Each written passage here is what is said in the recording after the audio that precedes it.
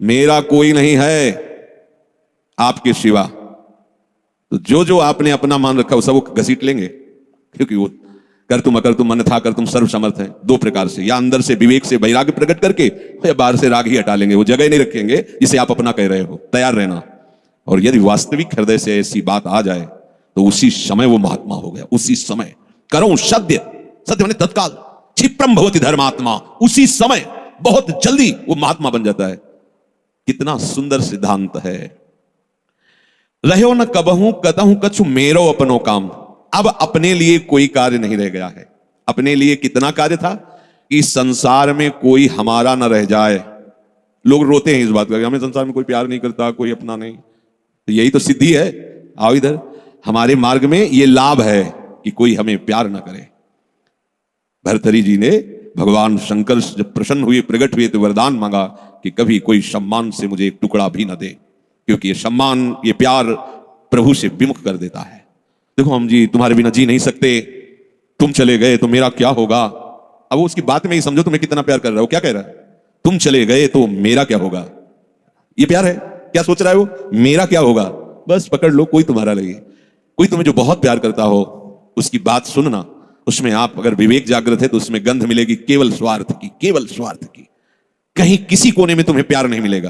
पूरी प्यार की जो स्वांग भरी वृत्ति है उसमें केवल स्वार्थ नृत्य कर रहा होगा, केवल वासना नृत्य कर रही होगी, केवल कामना का तांडव होगा। बस विवेक से देखना, अगर विवेक नहीं तो सब फंसे हुए तो उसी में है। प्रभु कह रहे हैं कि जब साधक भगवद आश्रय नहीं लेता तो कहीं ना कहीं उसके हृदय में भोक्ता करता भाव बना रहता है, यह अहंकार के कारण। फिर वो विषयों का चिंतन करता है। बहुत ध्यान देने योग्य बात है। विषयों का भोग तो बाद की बात है, हमारी दुर्गति का प्रधान कारण विषय चिंतन है। इसलिए भगवान ने कहा है कि जो मेरा चिंतन करता है निरंतर, उसके लिए मैं सुलभ हो जाता हूं। अनन्य चेता सततम यो माम स्मरति नित्य साह तस्याहम सुलभा पार्थ। मैं उसके लिए सुलभ हो जाता हूं। अब यहां ध्यान देना है कि विषय क्रिया नहीं हुई, लेकिन केवल चिंतन आपके हृदय को बर्बाद कर देगा। इसलिए कहा गया कि एक क्षण भी भगवत चिंतन छूटा तो हानि हो गई। ऐसे संस्कार गलत अंदर डाल देगा, वो जलाते रहेंगे। मन जो है ना ऐसी स्थिति पैदा कर देगा कि ये ज्ञान विज्ञान आपकी समझ में ही नहीं आएगा। ध्यायतो विषयान पुंसः, प्रभु का आश्रय ना लेने के कारण, प्रभु के परायण ना होने के कारण, निरंतर भगवत चिंतन ना होने के कारण जो अंतर होता है वो विषय चिंतन होता है। ध्यान देना, दीर्घकाल निरंतर सत्कार सेवितो दृढ़ भूमि। जब दीर्घकाल तक निरंतर भगवत चिंतन का अभ्यास किया जाता है तो दृढ़ भूमि वो इतना पक्का हो जाता है कि फिर आप छोड़ना भी चाहो तो नहीं छोड़ सकते। जैसे विषयी पुरुष भले कहीं भागवतिक स्थान में भी बैठा हो पर वो अपना ही दृश्य देखेगा, अपना ही चिंतन करेगा। ऐसे भागवतिक पुरुष भले ही वो विषय प्रपंच में बैठा हो लेकिन वो अपना ही दृश्य देखेगा, अपना ही चिंतन करेगा। तो जो भगवत परायण नहीं होते, प्रभु का निरंतर चिंतन नहीं करते, उनका विषय चिंतन ही होता है। वो विषय चिंतन ही करता है ऐसा नहीं कह रहे, स्वाभाविक होता है विषय चिंतन उससे, क्योंकि भगवत परायण नहीं है, निरंतर भगवत भजन का अभ्यास नहीं किया। तो होगा क्या? विषयों को भोगता रहा है, उसी कर्तव्य भोक्तत्व भाव का चिंतन होता रहता है। यह बहुत खतरनाक स्थिति, प्रायः इसी स्थिति में पूरा संसार है। बैठे बैठे बस वही चल रहा है, ये किया वो करूंगा, ऐसा बना लिया वैसा बना लूंगा, अब इतना ऐसा हो जाए फिर वैसा हो, और ये सब का सोचते सोचते काल आ गया, मृत्यु, शरीर छूटा। अब जो सोच रहा था, जो सोचा उसके परिणाम से दूसरी योनि मिली। बस यही चक्र चल रहा है। जब ये प्रभु का चिंतन करता है तो संसार का चिंतन जो स्वाभाविक होता रहता था अब हो तो रहा है। देखो ना, जैसे हम नाम जप करते हैं, भगवत चिंतन की चेष्टा करते हैं तो बड़ी जोर से गंदगी आती है। यह सबका अनुभव है जो भजन करते हैं, बड़ी जोर से, जैसे कि दरिया में उफान आ गया हो। एक से एक गंदी से गंदी, मतलब जो आपको भी लगेगा कि यार ऐसी बात कैसे हो सकती है। बिल्कुल घृणित, वो आराध्य देव पर घृणित भाव, वो अपने गुरुदेव पर घृणित भाव, वो कुछ भी डरना नहीं, तो समझना ये आपके, तो आपको लगेगा कि कितना नीच हूं, कितना गंदा हूं, क्या क्या सोच रहा हूं, कैसे, मतलब कुछ नहीं, समझना बिल्कुल तटस्थ भूमिका होनी चाहिए। मैं थोड़ी सोच रहा हूं ये सब गंदी नाली के कीड़े की तरह मन इंद्रिया भोगों में रहे, अभी गंदगी फेंक रहे, बिल्कुल तटस्थ। अरे मैं प्रियाजू के लिए क्या सोच रहा हूं, मैं लालजू के लिए क्या सोच रहा हूं, और मैं गुरुदेव के लिए क्या, बिल्कुल नहीं। ये बेईमान लोग हैं, ये हमको भयभीत करेंगे, हमारी निष्ठा बिगाड़ेंगे, हमारा भाव बिगाड़ेंगे, बिल्कुल नहीं मानना। ये हम बहुत खूब अनुभूत सोची समझी बात कह रहे, खूब साधकों से मिली हुई बात। ये अपने आराध्य देव पर ही गलत भाव कर लेगा, ये अपने गुरुदेव पर भी गलत भाव कर लेगा। आपको डरना नहीं है, ये किसी भी तरह से आपको हटाना चाहता है।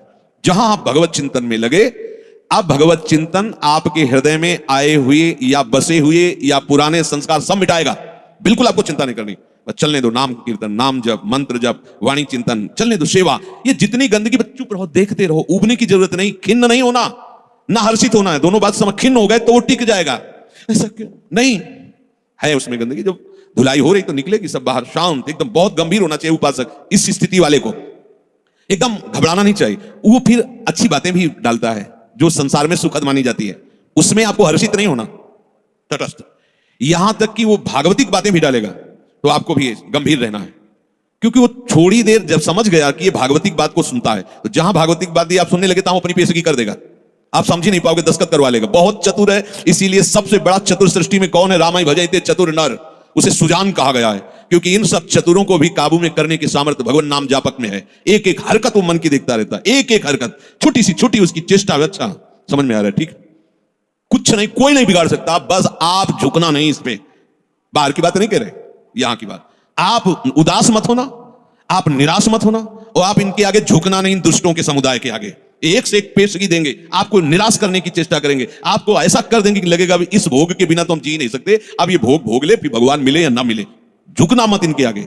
ये दुष्ट प्रवृत्तियां आपको रौंदने की चेष्टा कर, और आप तभी नहीं झुकेंगे जब मत परायण भगवदास। अगर भगवदास तेरे तो बातें बोलते रहो, कुछ चले होने वाला, वो अपने आप वहीं आपको आकर्षित कर लेंगे। तो जो भगवद आश्रय छोड़ चुका है और संसार का आश्रय लिए है, तो चाहे जितनी चतुराई करे, संसार का ही चिंतन होगा। और संसार का चिंतन है विषयों का चिंतन, और विषयों का चिंतन है दुर्गति। स्पष्ट समझ लीजिए, क्योंकि विषय चिंतन में राग, प्रियता, आसक्ति पैदा होती है। जैसे विषय चिंतन होता है तो उस विषय चिंतन के प्रति राग होता है, प्रियता होती है। अगर ये वस्तु मिल जाती आज खाने को, ये भोगने को, ये देखने को, ये सुनने को, मजा आ जाता, आनंद आ जाता, ऐसा राग, प्रियता और आसक्ति और विषय सेवन की ललक अब रहा नहीं जा रहा। ये कब शुरू हुआ? विषय चिंतन से। ध्यान रखना, ध्यायतो विषयान पुंसः संगस्तेषुपजायते। विषयों का ध्यान करने से, चिंतन करने से विषय संग अर्थात आसक्ति उसके हृदय में प्रकट होती है। अब तो रहा नहीं जा रहा, अब वो भटक रहा है, क्या करूं, कैसे करूं, कहां वो पाऊं, ललक रहा है। बड़ी दुर्गति की ये स्थिति होती है। प्रायः हर साधक इस आग से जल करके आगे निकलता है। आग बुझाने की चेष्टा मत करना। इसमें अगर आपने थोड़ी भी बैलेंस बनाने की कोशिश की तो मार्ग छूट जाएगा।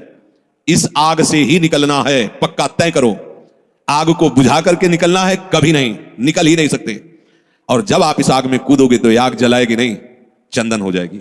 बाहर से तुम्हें लपटें दिखाई देंगी, और जब अंदर प्रवेश करोगे कि हे प्रभु आपके लिए मैं जलूंगा, तो कहीं भी धुआं भी प्रवेश नहीं हुआ विभीषण के घर में। पूरी लंका राख हो गई, एक विभीषण कर गृह नाय। पूरा संसार जल रहा है, कामाग्नि, क्रोधाग्नि, लोभ, लेकिन भक्तों के हृदय में उसका धुआं भी प्रवेश नहीं करता, क्योंकि वहां भगवान का आश्रय है। विषयों का सेवन शरीर से भी ज्यादा घातक है मानसिक सेवन। समझना, साधक क्या समझता है कि मैंने कोई क्रिया तो की नहीं, अच्छा बहुत चतुर है, मानसिक पाप लगता नहीं, कली कर एक पुनीत प्रतापा, मानस पुण्य होए और नहीं पापा, तो बैठे बैठे बस। गलत बात समझिए। शारीरिक सेवन से ज्यादा गंदगी पैदा होती मानसिक चिंतन से।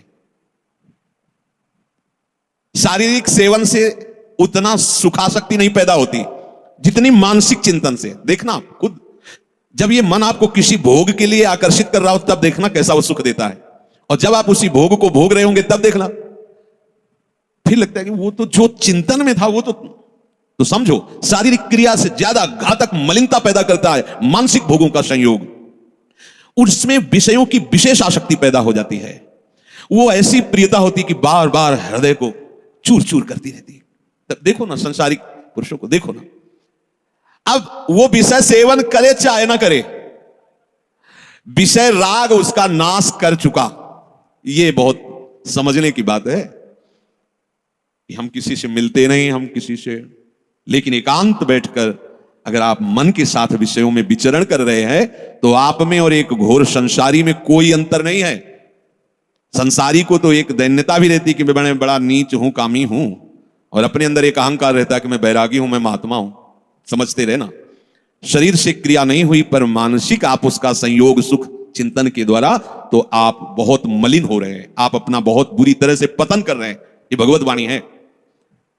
तो होता है ना स्वाभाविक, उसमें हम क्या कर सकते हैं? उसमें नाम जप कर सकते हैं। आप वही तो डिलीट करेगा, चतुराई नहीं। कई बार सत्संग में कहा, कुछ भी चल रहा है अंदर, मन फेंक रहा है, राधा राधा राधा राधा, ये जो आपका राधा राधा चल रहा है ना, एक भी चाल उसकी नहीं चलने देगा।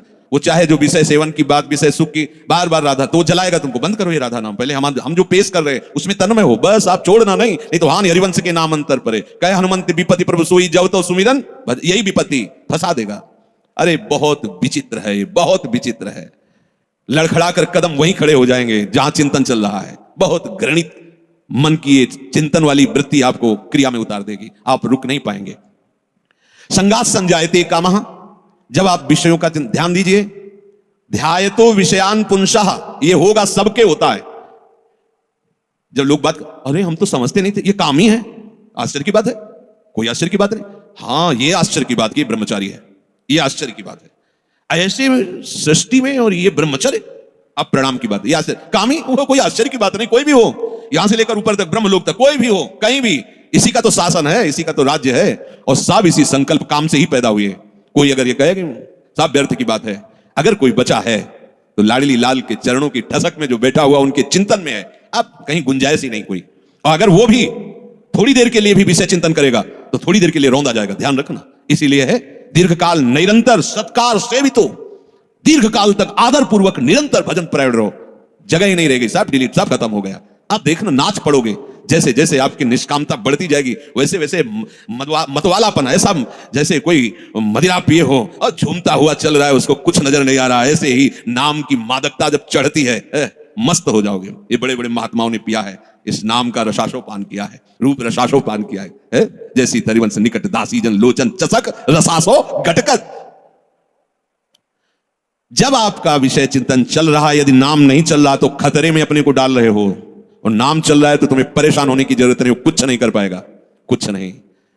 ये बहुत बड़ा पहरेदार है, आपको गिरने नहीं देगा, उनकी एक भी संस्कार वृत्ति आपके हृदय में बनने नहीं देगा। अपने पास बहुत बड़ा पावर है नाम। इसीलिए तो जो इस राशि को समझ जाते हो बलिहारी होते हैं संतों की, गुरुदेव की, कि आपकी कृपा से वो चीज मिली। पायो जी पायो मैंने राम रतन धन पायो। ये नाम ऐसा महामहिम, भगवान को अधीन कर ले, मन की क्या बात है, मन अधीन हो, ये क्या बात है। भगवान को अधीन, सुमिर पवन सुत पावन नामू, अपने बस करी राखे रामू। जब भगवान को अधीन कर लेता है तो ये तो मन की तो बात जाने दो, इंद्रियों की बात जाने। पर आप क्या करते हैं, जब विषय चिंतन कर रहे होते हैं तब आप नाम को छोड़ देते हैं। बस ये गलत बात हो गई, अब आप नहीं समझ सकते। और नाम चल रहा है तो याद रखो, बिल्कुल कुछ नहीं बिगाड़ सकता है, कुछ भी चिंतन करता रहे, तुम परेशान मत होना। ये अपने आप आपके सामने शरणागत हो जाएगा, मन शरणागत हो जाएगा, अपने आप हो जाएगा। आप जैसा चाहोगे वैसे ही चलेगा। बस नाम ना छोड़ना, नाम छोड़ दिया फिर ये बातों से बस में होने वाला नहीं है। बहुत ही ये दुर्जय शत्रु है, मन दुर्जय शत्रु है। नाम की कृपा से जब ये मित्र बन जाता है तो इससे बड़ा सुख देने वाला भी कोई नहीं होता, ये भी बात समझ लेना। और जब नाम नहीं चलता है, विषयों का चिंतन करता है, तो इससे बड़ा दुख देने वाला कोई दुश्मन नहीं है। संगास्तेषु उपजायते, ये मन चिंतन करके विषयों में राग पैदा कर देता है। कैसे वो भोग मिले, अब तो जीवन बेकार लगता है बिना उसके भोगे अब तो। और सही बात, न उसे रात में नींद आती है, न दिन में उसे किसी से मिलना अच्छा लगता है। जैसे प्रेमी की स्थिति होती है ना, ऐसे कामी की भी हो जाती है। बस उसको वही बात, कब मिले, कब देखूं, कब भोगूं, बस अंदर जिस विषय में तन्मय हुआ वो इसी विषय के लिए। अब जब वो प्रबल कामना हो जाती है तो कामात क्रोधो भी जायते, यदि कामना की पूर्ति हो गई तो भयंकर दोष पैदा हो गया, लोभ, और भोगूं और मिलूं, कभी एक क्षण के लिए ये भोग हमसे दूर ना हटे। और कहीं प्रतिकूलता पैदा हो गई तो भयंकर दोष पैदा हो गया, क्रोध। दोनों में हानि है, कामना से कभी किसी का कोई मंगल नहीं हुआ है। अगर काम की पूर्ति होती है तो भयंकर लोभ पैदा हो जाएगा। कैसा लोभ पैदा हो जाएगा, ये ऐसे ऐसे, इतना नहीं, ये शरीर नहीं, वो शरीर, ये वस्तु नहीं, वो वस्तु, बढ़ता चला जाएगा, घोर व्यभिचारी हो जाएगा। और अगर प्रतिकूलता हुई तो क्रोध पैदा हो जाएगा। ऐसा क्रोध पैदा हो जाएगा क्यों, जिसको कहता है कि मैं तुम्हें बहुत प्यार करूं, उसी को मार देगा, वो हिंसा कर देगा। ये बिल्कुल समझने की बात है। अगर उसकी कामना भरपूर हो चुकी है, संकल्प बन चुका है, और उसकी पूर्ति में बाधा होगी तो भयंकर क्रोध, और क्रोध जहां प्रकट हुआ, कामा क्रोधो भी जायते क्रोधात भवति सम्मोह। अब जहां क्रोध प्रकट हुआ अब उसमें मूढ़ता छा गई, ये करना चाहिए, ये नहीं करना चाहिए, खत्म हो चुका। अब उसमें और पशु में कोई अंतर नहीं है, उसमें और राक्षस में कोई अंतर नहीं। कोई आशा न करे कि जो क्रोध से सम्मूढ़ता को प्राप्त हो चुका है उससे कोई विनय काम करेगी। अब वो राक्षस हो चुका है, उसके सारी प्रवृत्तियों में क्रोध के द्वारा प्रकट की हुई मूढ़ता छा चुकी, अब कुछ भी विवेक काम नहीं कर रहा। प्रभु कह रहे क्रोधात् भवति सम्मोहा, ऐसी मूढ़ता छा जाती है जो विचार की गुंजाइश नहीं रह जाती। वो रो रहा है सामने या कोई, अब देखो रसेंद्री की ऐसी प्रबलता हुई, पशु पक्षियों को मार के खा रहा है जीव।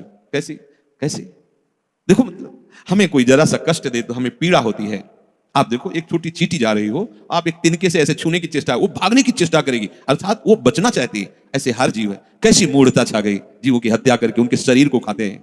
मनुष्य बढ़िया कपड़ा पहन करके, बढ़िया सुंदर भोग सामग्रियां हैं, खाइए पिए, खूब भजन कीजिए, नाम कीर्तन कीजिए, भगवत आश्रित, किसी को कष्ट देने के लिए, अपनी रसेंद्री के लिए। ऐसे ही प्रत्येक इंद्री के लिए जो कामना युक्त हो जाता है वो आसुरी भाव है, राक्षस है। वो देखने में केवल लगता है मनुष्य नहीं, उसकी प्रवृत्ति अंदर से राक्षस है।